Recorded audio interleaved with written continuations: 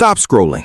I'm about to give you 4 minutes that will do more for your relationship than 6 months of arguments ever could. And I'm not guessing. I've watched it happen. In my practice, in this community, in couples who were sitting exactly where you are right now, 2 people sharing a room but living in completely separate nervous systems, who tried what I'm about to walk you through and came back the next day changed. Here is the challenge I'm putting in front of every single person watching this right now. Tonight, not this weekend, not when things settle down, tonight, you are going to do a 4-minute breathing sequence with your partner, side by side, eyes open, and it is going to use your body's own biology to physically move your brain out of threat mode and into a state where understanding your partner is not just possible, it becomes automatic. I want this comment section to be the most honest place on the internet tonight. Type 2 words right now. Challenge accepted. That's it. No hashtag, no explanation, just those 2 words. Because when you write it, your brain registers it as a public commitment. And that commitment, that tiny active declaration, is the first biological shift of tonight's practice. Come back tomorrow and tell us exactly how it felt. Tell us what surprised you. Tell us what broke open. Because here at MindTake, we believe one thing above everything else. We take the breath so we can grow the life. That is not a slogan. That is a biological fact. And in the next 17 minutes, I'm going to prove it to you. Let's build. I need you to picture something with me. It is 7:43 in the evening. You have been on calls, messages, decisions, and digital noise since 8 a.m. By the numbers, and this is not a metaphor, this is a 2026 average tracked across connected adults. Your phone generated 312 separate attention interruptions today. Not spam, not updates, interruptions engineered by behavioral psychologists to spike your cortisol just high enough to make you check.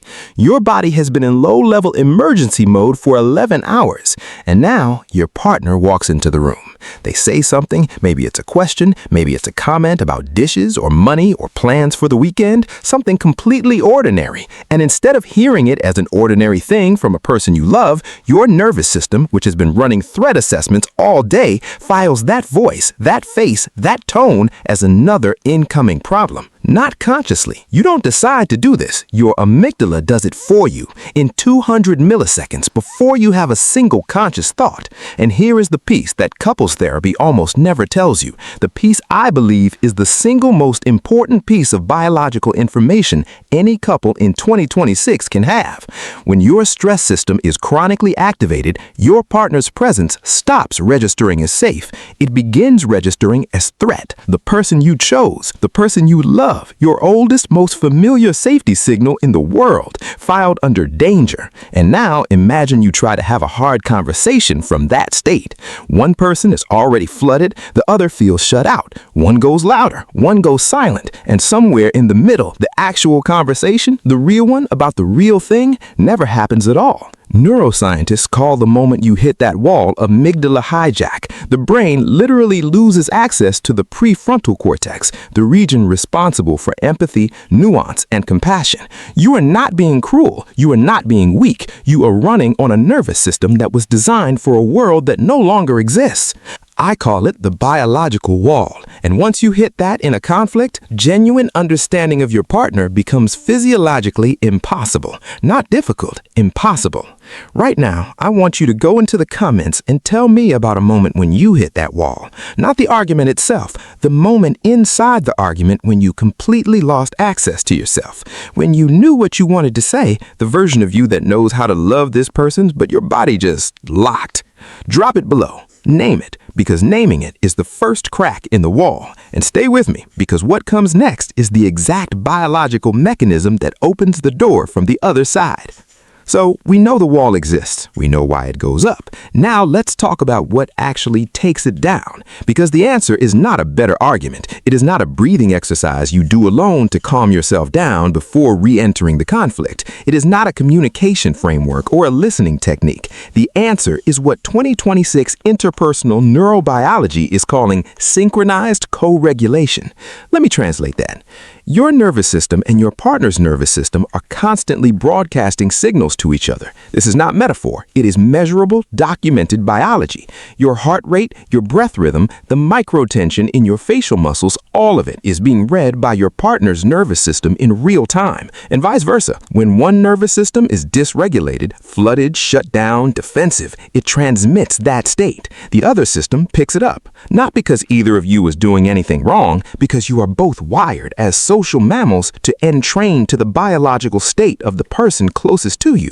This is why a dysregulated partner can feel so destabilizing. And it is, and this is the part that changes everything, why the reverse is equally true.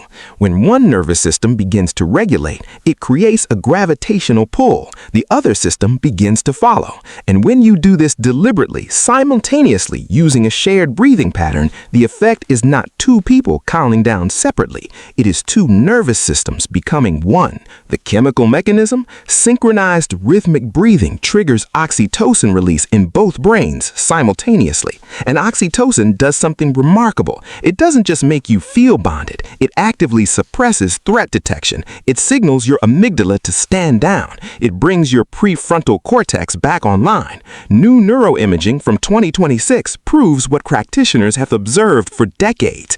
You do not have to wait for a good conversation to feel emotionally connected to your partner.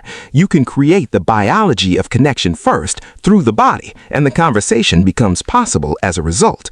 You are not calming yourself down. You are building a bridge between two nervous systems, and the bridge is breath. Quick question for the comments section, and I genuinely want to know this because it shapes everything about how you use what I'm about to teach you. When conflict hits in your relationship, are you a fighter or a freezer? Do you go hot, volume up, energy forward, words coming fast? Or do you go cold, shut down, go quiet, leave the room inside yourself even when your body stays? Fighter or freezer, drop it below, because here's what almost nobody talks about. The most stuck relationship pattern is not two fighters. It is one fighter and one freezer. One person going hot, one person going cold, and they miss each other completely every single time. What I'm about to walk you through closes that gap. Not through talking, through biology you activate together. Here it is. If you have a partner nearby, in the next room, on the couch, watching this with you, pause this video right now and go get them. I mean it. Pause, go get them. Do not watch this section without them present for the first time. Because what I'm about to walk you through lands differently when two people hear it simultaneously. Your nervous systems will begin orienting toward each other before you even start the exercise. That's how immediate this biology is. Ready? Good. 4 minutes, 3 phases, 1 non-negotiable. Do not skip the eye contact. That will make sense in a moment. Phase 1, arrival, 60 seconds. Sit across from each other, not side by side, facing, close enough that your knees nearly touch, but not quite. That specific proximity is intentional. Your nervous system reads physical distance as social distance. The closer you are without touching, the more your threat detection system is being invited to relax rather than instructed to. Both of you place your right hand flat on your own chest, over your heart. Now, together, begin to breathe. In for 4, hold for 7, out for 8. In, 2, 3, 4, hold, 2, 3, 4, 5, 6, 7, out, 2, 3, 4, 5, 6, 7, 8. The extended exhale is not accidental. It is the mechanism. A longer exhale activates the vagus nerve, the direct line between your brain and your body's rest and recover system.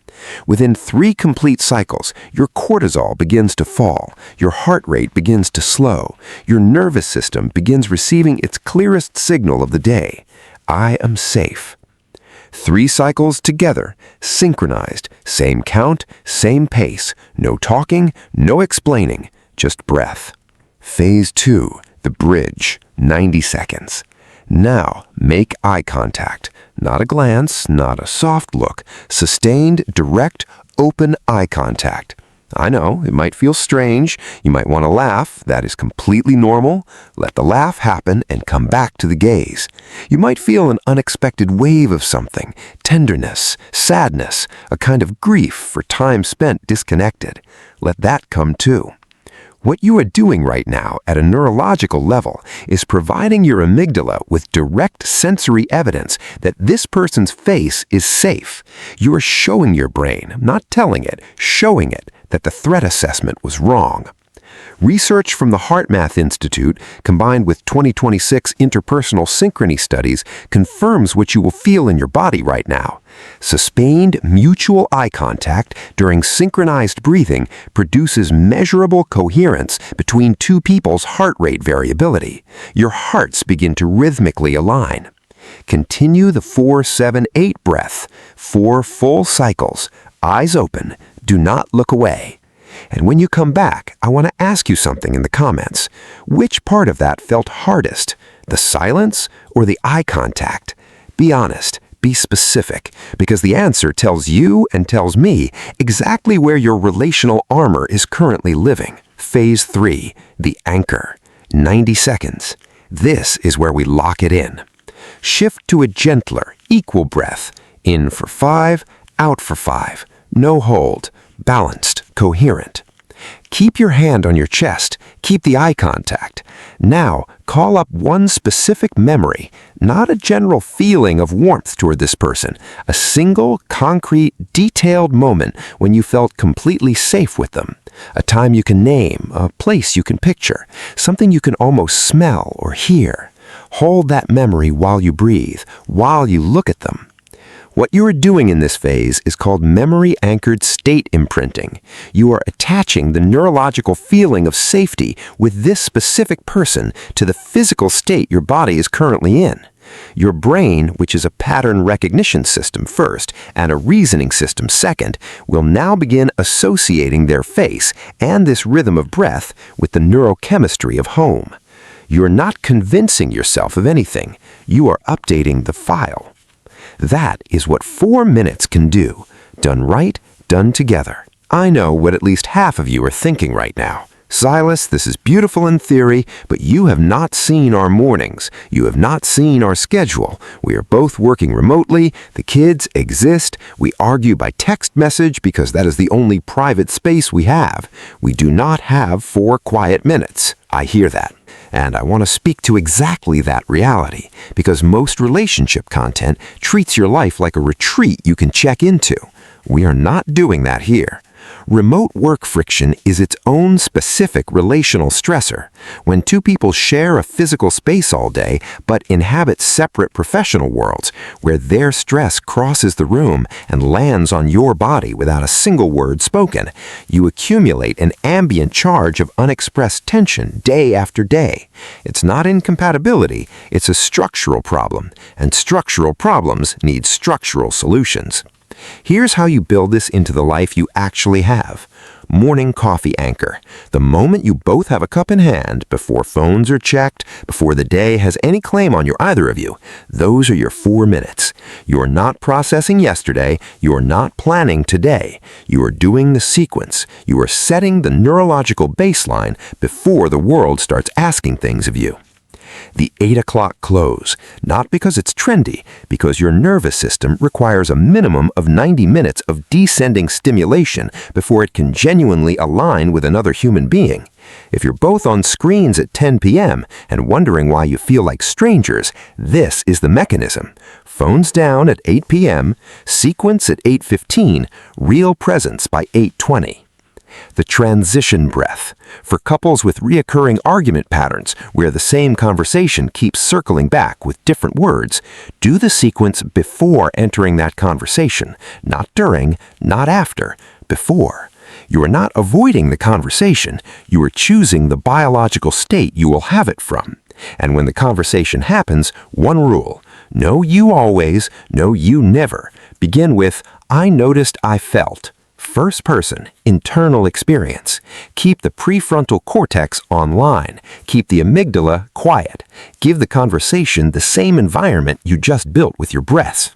Here's a question I want you to bring into the comment section, and I genuinely want a real answer. What is the one thing in your house, the thing that sounds almost embarrassing to say out loud, that reliably starts conflict, the specific small thing that is never actually about itself? The way the dishwasher gets loaded, the tone of a single text message, the sigh, the look, the nothing that lands like everything. Name it below, because this community has hundreds of couples in it, and I promise you someone is going to read your comment and feel seen in a way they haven't felt in months. You are not the only one. You are not broken. You are a human being living in a world that was not designed for your nervous system, and you showed up here anyway. That matters more than you know. Let me tell you what happens after night 1. Most couples who do this sequence for the first time report 3 things the next morning. First, an unexpected physical calm that stayed with them longer than they thought it would, not just during the 4 minutes, after, into the night. Second, a quiet surprise that it actually worked, because part of us doesn't believe simple things can reach deep places, but biology does not negotiate with our skepticism. And third, something harder to name. A subtle shift in how they perceive the person across from them. Not dramatic, not cinematic, more like, oh, there you are. That feeling of being on the same team again, even briefly, is not imaginary. It is the measurable result of 2 nervous systems that spend 4 minutes reminding each other of what they actually are to each other. Now, here's what happens when you repeat it. The science of neuroplasticity carries a principle worth holding close. Neurons that fire together, wire together. Every time you produce the neurochemistry of safety and connection with this specific person, you are reinforcing a neural pathway. The amygdala's threat detection threshold for your partner rises. The alarm takes more to trigger. The prefrontal cortex, empathy, patience, nuance, stops being an emergency measure and becomes the default setting. 7 consistent days. That is the research-supported threshold for early structural change. Not 7 perfect days, not 7 effortless days, 7 practiced days. Days where you showed up even when it felt awkward, even when the sequence felt like a formality, even when you were not sure it was working. It was working. The brain does not wait for you to believe in it. Here's what I want you to do starting tonight. Open the comments. Type day 1 in. That is your commitment. That is your first anchor. And tomorrow morning, after your first full session, come back here and tell us one thing. What did you feel in your body, not your mind, your body, during the eye contact portion? Chest tightening, shoulders dropping, a breath you didn't know you were holding, finally releasing. The body keeps score. The body also keeps records of healing. And this community is where we track that together. I will be in these comments. I reply. This thread is not a comment section. It is an accountability space for people who are choosing their relationships on purpose, with discipline, with love, with the willingness to breathe before they react. 7 days from now, the nervous system sitting across from your partner will not be the same one that existed before tonight. That is not luck. That is not chemistry that comes and goes. That is biology you built together. Before I let you go, if something in this conversation landed for you today, if you heard one thing that finally explains something you've been living inside of but couldn't name, I need you to do 3 things right now. 1, hit the like button. I know it sounds transactional, but here's the truth. Every time this video reaches a couple who needed it, it's because enough people told the system that this kind of content, grounded and human and honest, is worth showing to the next person. You pressing that button is an act of generosity toward a couple you will never meet. 2, share this with one person tonight. Not a mass share, one person. The friend whose relationship you quietly worry about. The couple in your life who are still together but barely. Your sibling who just went quiet on their partner. Send it to them. Say nothing, just send it. Because sometimes the most powerful thing we can do for someone we love is put the right information in front of them at the right moment. 3, subscribe. Because what I'm building here at MindTake is a full curriculum, not a collection of isolated videos. Next week, we go into the neuroscience of relational repair, specifically what to do in the 20 minutes after this sequence when a conversation is still too charged to enter safely. You will not want to search for it when you need it most. Hit subscribe and let it find you. Every single thing we do in this space starts from one truth. We take the breath so we can grow the life. I'll see you in the comments tonight, and I'll see you next week.